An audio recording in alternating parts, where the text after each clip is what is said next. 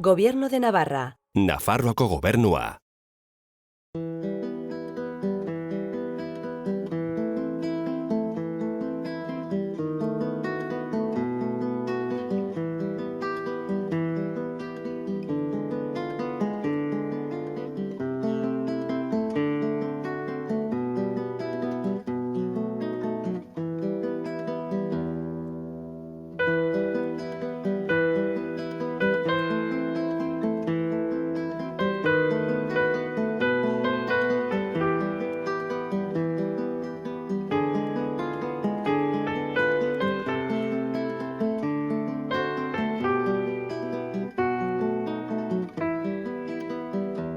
Atal honetan, Bigarren Mundu Gerran izandako iheslari sareez mintzatuko gara, bereziki Komet sareaz. Bigarren Munduko Gerran, Alemaniarrak ia Europa osoa konkistatu zuten. Bai iheslariak eta baita erortzen ziren hegazkilari aliatuak sare ezberdinak erabiltzen zituzten ihes egiteko.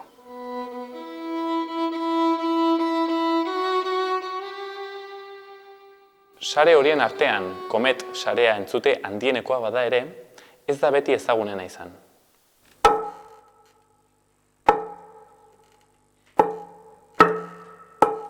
Bigarren Mundu Gerran sare bat osatu zen aliatuen laguntzarako. Orduan, aliatuen pilotuak, hegazkin pilotuak eta hori istripua edo alemanek tirokatzen zituztenean, eta erortzen zirenean, orduan hasten ziren demagun Belgikatik eta poliki-poliki pilotu hauek zainduz ekartzen zituzten gure Ipar Euskal Herriraino, Angeluraino, eta gero pasatzen zituzten baserriz baserri edo eskutik eskura bidasoa zeharkatu, eta gero juten ziren Donostiraino, Oiartzun Donostiraino, eta handikan ja laburre esanez Gibraltarreraino. Eta ja Gibraltarretikan joateri zeukaten Inglaterrara, eta berriro piloto bezala lanean jarraitu edo utzi.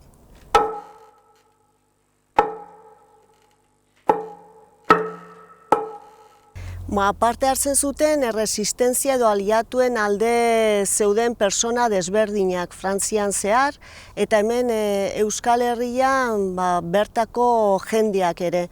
Esateako Florentino, Manuel Iturrioz, eta bertze hauek kontrabandistak ziren, baina kasu honetan Komet sarean sareko personak edo pasatzen zituzten.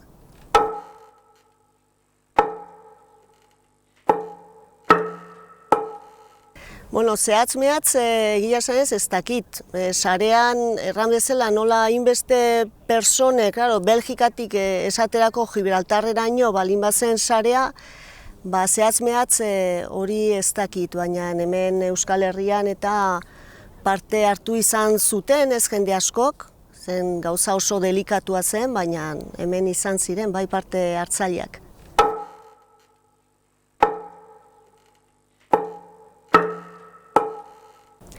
Iheslariak ziren batez ere aliatuen alde ari ziren pilotuak.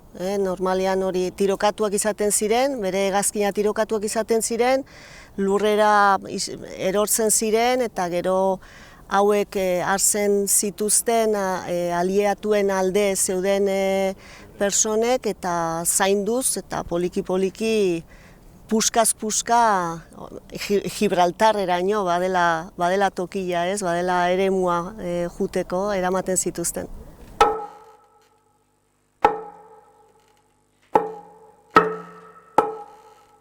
Gehienak izan ziren Belgika, Frantzi iparraldetikan, Euskal Herrira eta Euskal Herritikan gero ja Gibraltarrera. Eta Gibraltarretik ja lasaiago, noski, juten ziren Inglaterrara.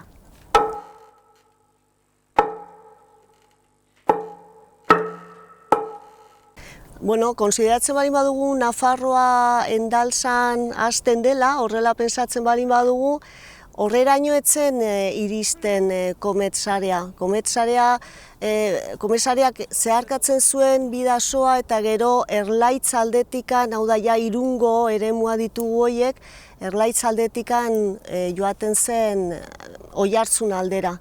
Orduan hortzen ibiltzen zen, Nafarroko gaur den eguneko muga hortan.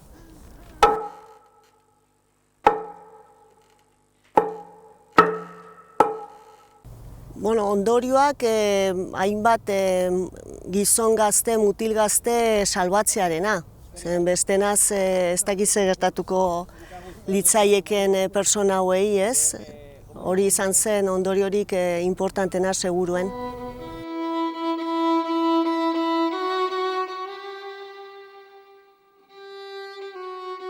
Komet sarearekin batera, bazegoen bertze sare bat Orbaitzetatik iheslariak pasatzen zituena. Izengabeko sarea.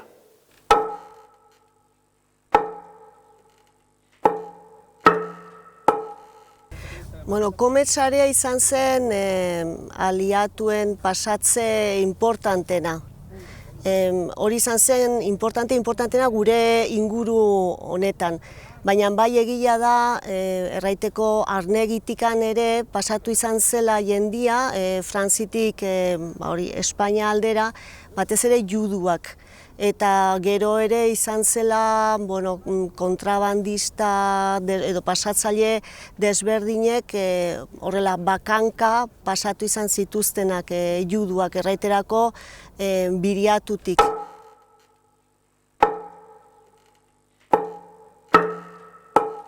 Iheslariak piloto aliatuak ziren, eta Belgika inguruan edo Frantziko iparraldean izaten ziren bere hegazkinak tirokatuak eta erortzen ziren, eta beraiek lurrean gelditzen ziren zauriturik, eta hortikan hasten zen sare guztia Gibraltarreraino.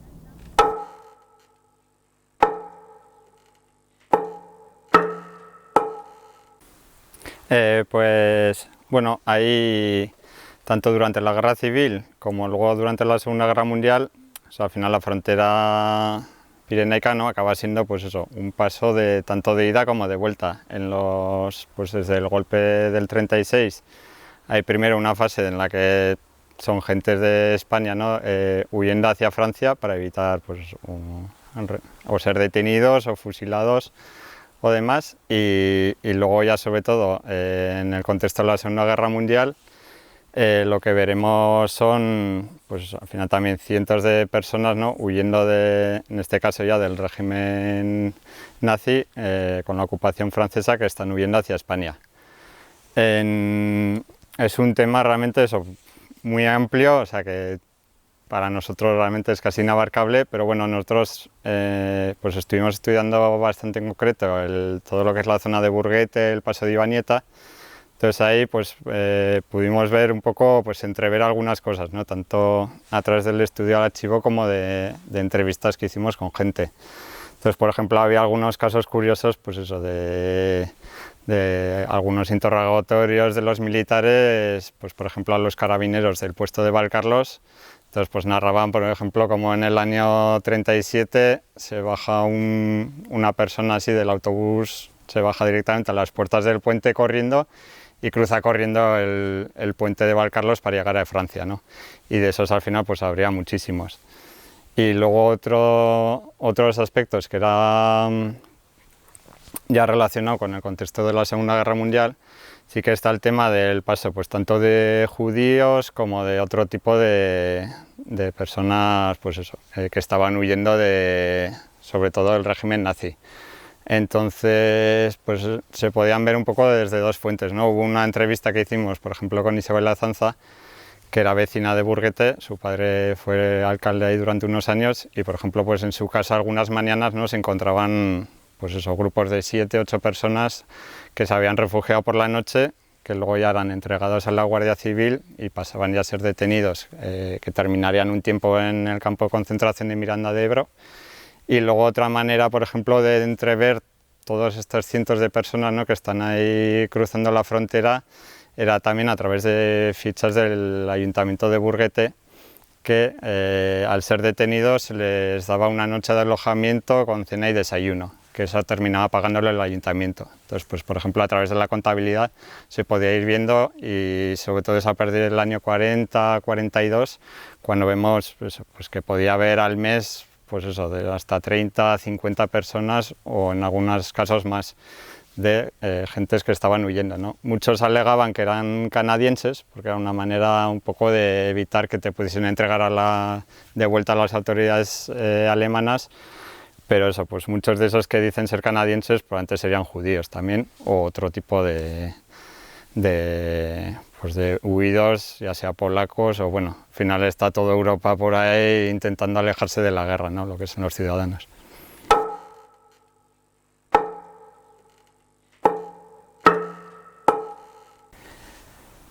Pues sí, se sabe que cruzaban judíos por Navarra. De hecho, al final son gente que está huyendo desde Francia. Entonces hay dos vías principales, una es por el lado catalán y otra es por el lado de la frontera navarra, sobre todo, y debieron pasar varios cientos o incluso miles. Es un tema que está todavía muy poco estudiado, pero pues, por ejemplo, algunos testimonios que pudimos recoger en Burguete, por ejemplo de María Isabel Lazanza, que es una mujer que entrevistamos ahí en Burguete. En aquella época su padre era el alcalde, bueno, y ella era joven, o sea, ella todavía lo recordaba, y recordaba como algunas mañanas que se levantaban, en su casa se habían refugiado pues 8 o 10 personas, que muchos eran judíos, y entonces pues eso sabemos directamente que había judíos, porque sí que es verdad que una táctica, bueno, o una manera que solían tener de protegerse era, en el momento de ser detenidos por las autoridades españolas, alegar que eras o canadiense o de alguna nacionalidad que no pudiesen relacionarte con ser judío, ante el temor de que las autoridades franquistas les entregasen de vuelta a los nazis. Esa era una manera quizá de poder entrar más fácil en España y conseguir el objetivo final, que era cruzar a África, a Argelia o a Marruecos, y entrar dentro del protectorado francés.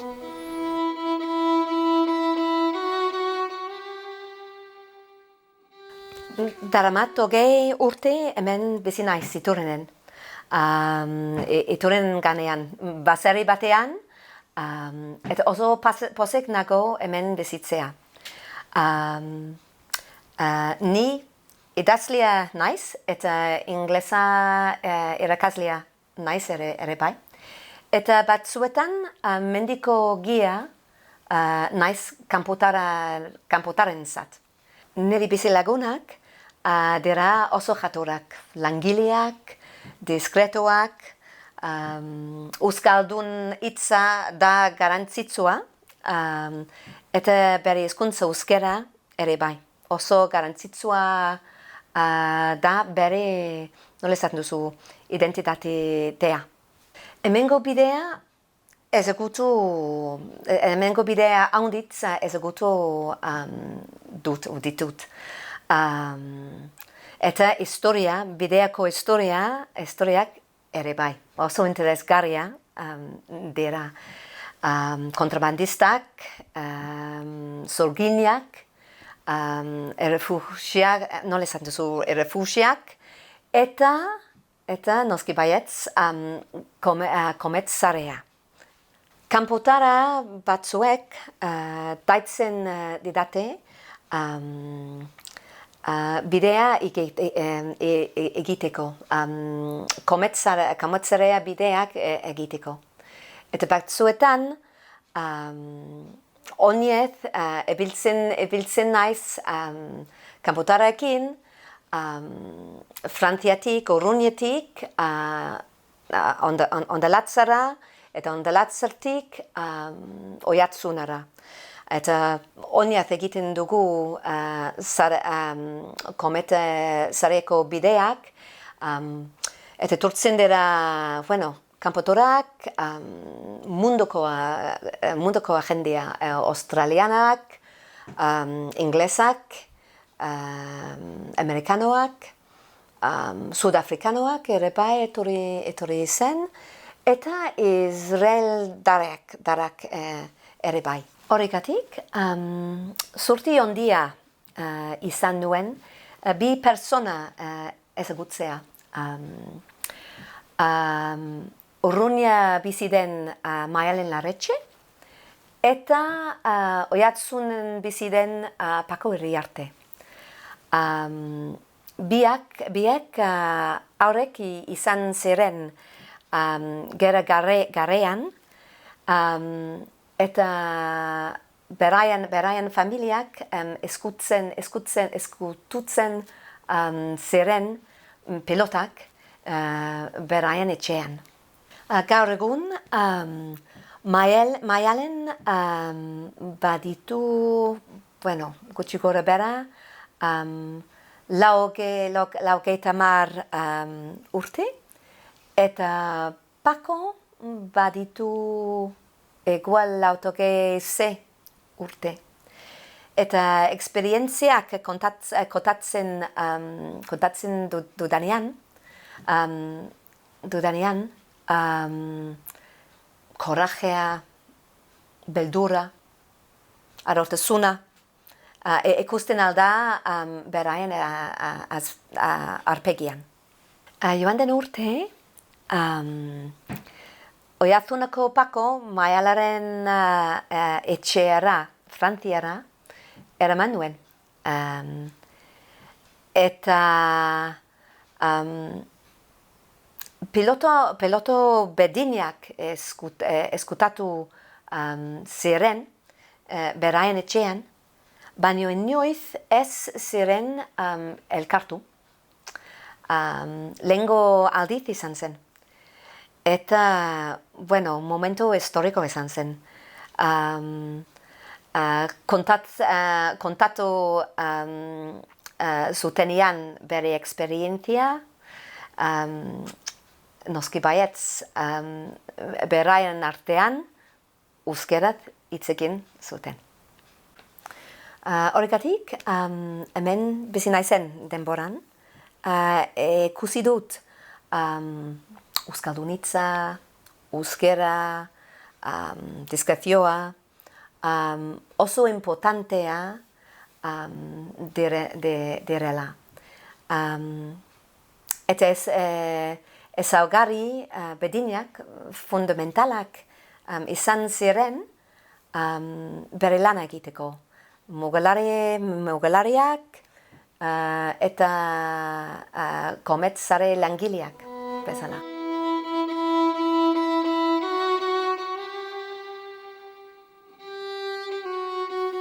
Juan Pedro Urabaie Miura, Komet sareko parte hartzaile baten hilo bada. Bere osabak, Juriko Bordan egondako hainbat pilotu eta iheslari pasatzen lagundu zituen.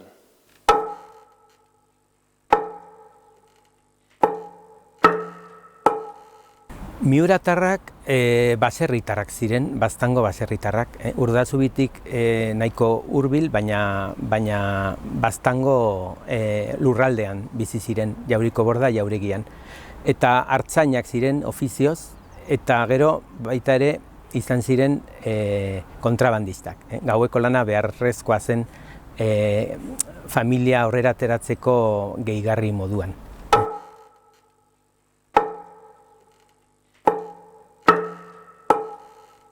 Munduko gerra zegoen bitartean, hegazkinlari aliatuak erortzen ziren Frantzian edo Belgikan, eta sortu zen sare bat hortik ateratzeko, nazien txaparretatik salbatzeko, eta Espainiako estatua neutrala zenez, ona ekartzeko, eta Madrilgo Britania handiko enbajadorearen sareak hartzen zituen hegazkinlariak eta Gibraltarretik Ingalaterrara eramaten zituen.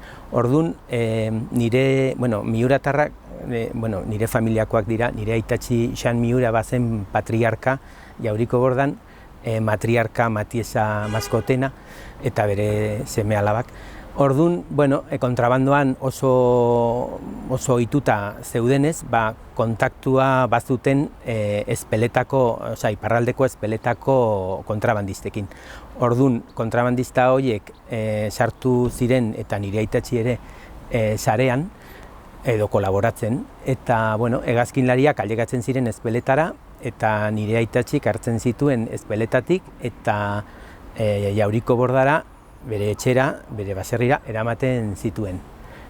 Baserria dago mugatik 500 metrotara bakarrik. Orduan, baserrian, zapaian, hor izkutatu, janaria eman, eta, gau batean, hortik ateratzen zituzten, eta eramaten zituzten Amaiurrera, edo, Baztango herri batera. Eta horra ailegatzen ziren, Britania Handiko embajadoreko autoak eta Madrilera eramaten zituzten. Eta gero, esan dut, nola itzultzen ziren gudara.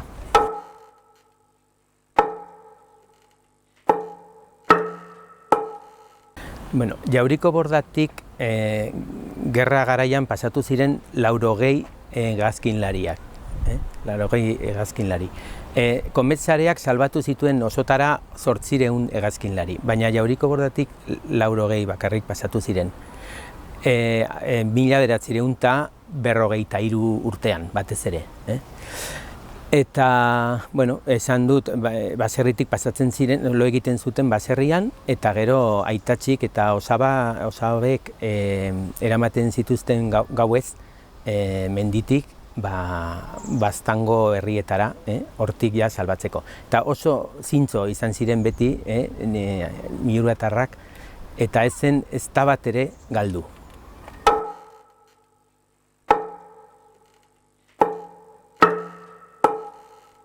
Miuratarrek ez zuten ondorio berezirik jasan sarean parte hartzagatik bakarrik, beti beldurrez bizitzea, beti arriskuan hori bai, amatxi eta ama eta izeba geratzen ziren etxean, eta baserrian oso kezkatuta beti, eta mutilak joaten ziren mendira gaueko lana egitera, orduan hori bai beldurra pasatzen zuten.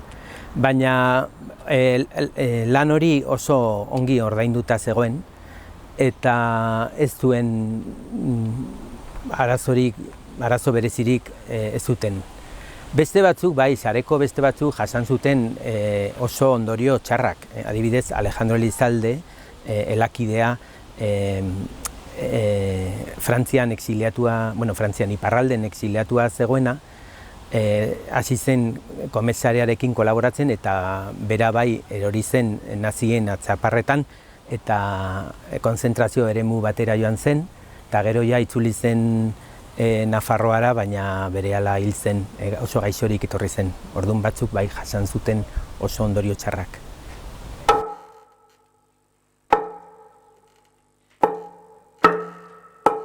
Amak asko kontatzen ditu, betidanik kontatu izan ditu, baina bat aipatzekotan,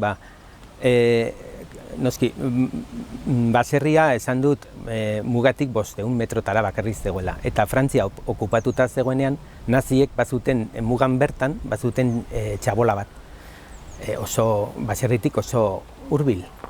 Eta egunero joaten ziren naziak baserrira ardoa edatera. Sukaldean sartzen ziren eta ardoa edaten zuten. Amak esaten du bakoitzak botila bana edaten zuen. Baina inoiz ez zuten ezer jaten, hori bai. Eta batzutan, aldi berean naziak zeuden sukaldean eta zapaian zeuden hegazkinlaria izkutaturik. Orduan oso beldurra handia pasatzen zuten askotan. Beti Guardia Zibilen beldur, jendarmen beldur, karabineroen beldur, nazien beldur. Beti horrelakoa izan zen bizitza, beti. Aitatxi jaio zen iparraldeko aldean, mugatik kilometro batera, bizi zen, desertorea izan zen lehenengo gerra mundialean, Frantziaren alde borrokatzera joan zen, baina gero desertatu zen eta Baztanera joan zen, eta gero hiltzerakoan hiltzen hartzaia zegoen iparralden hiltzen, eta Urdazubiko nire osabak joan zen bere bila, kotxean sartu, ja hilda, eta ekarri zuen muga pasatzen, ekarri zuen etxera, lurperatzera. Orduan, pues, hori, beti muga oso gerra garaian batez ere oso leku txarra da bizitzeko. Pilotuak pasatzen zituztenen gehiengoa kontrabandistak ziren.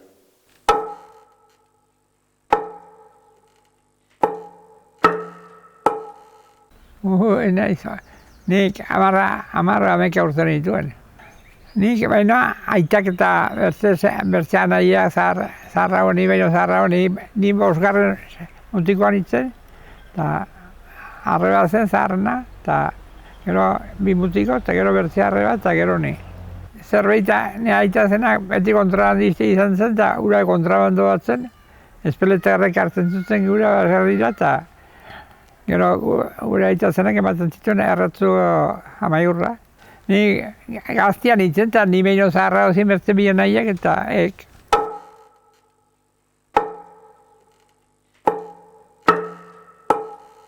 Jauriko horretatik frantzesek hartzen zuten, eta handik erratzura.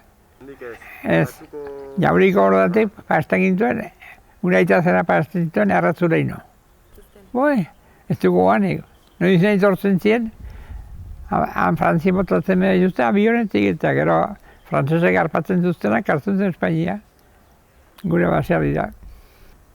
Abiezionetik botatzen zuten mutiko azeratu ziren, hemen 20 urteko gazteak, xuri batzuk, nio hoitzen, nola guztien nintzen etxean. Gure etxean loitzen zuten askoldiz, jakinak hau azkarrita, eta gero handi bidea murian ematen zuten aita zenak erratzura.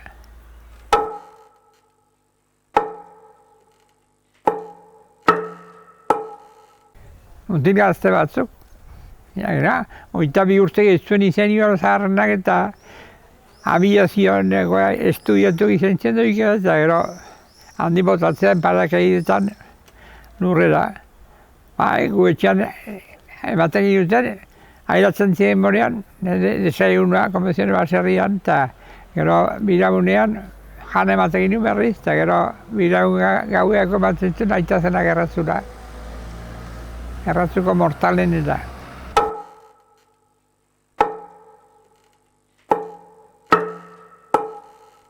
Gauean igual goizetan gehieni bai. Mendia behitzen eta zen guardia zibilik etzena izaten guardia zibilikan. Mendian, jakina, mendietzeatena behizo eta kruzatu numbitik. Eta etzen suertatu behin ere. Dena kontralandoa zen. Agarik, gure aita zena hartako jaioa zen, kondolandoan ibiltzeko. Naiz bera desertori zen Frantziatik, harpatu zioz, kartzela etzen, Frantzia eskapatu da, ez, Frantziatik desertor zaun.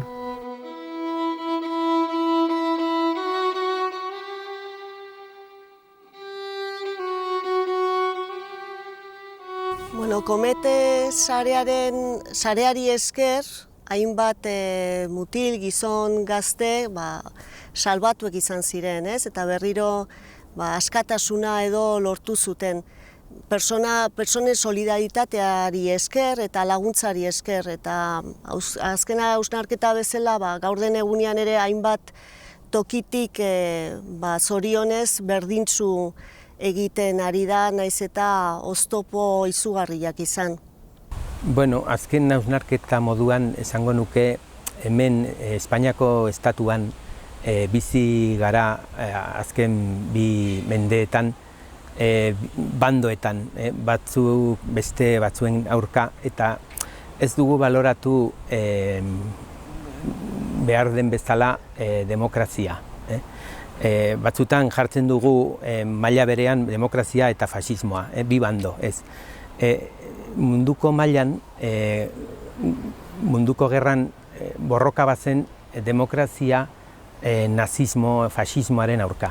Eta hori ikusten duzu oso argi hegazkinlariak etortzen direnean. Kometsareak antolatzen ditu urtero ibilaldiak eta etortzen dira Kanadatik, Australiatik, Estatu Batuetatik, Ingalaterratik etortzen dira hegazkinlari horiek, batzuk oso zaharrak dira, batzuk ja hil dira, baina etortzen dira bere seme alabak, bere bilobak.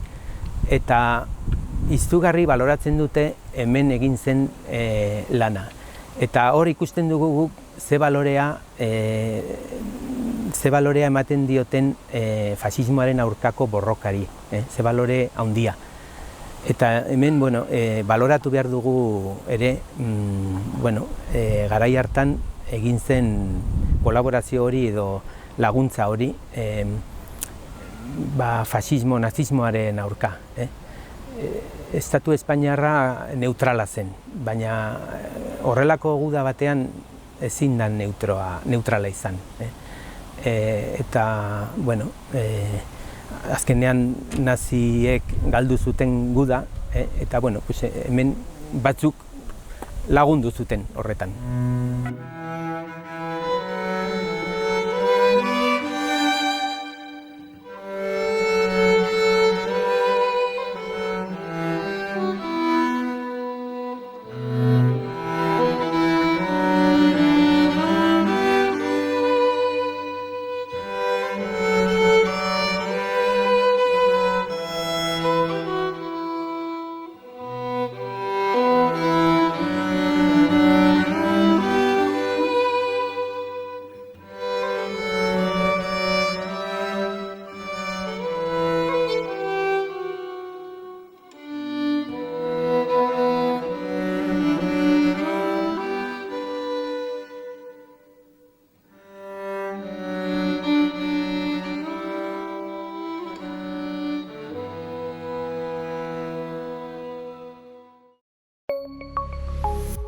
Gobierno de Navarra. Nafarroako gobernua.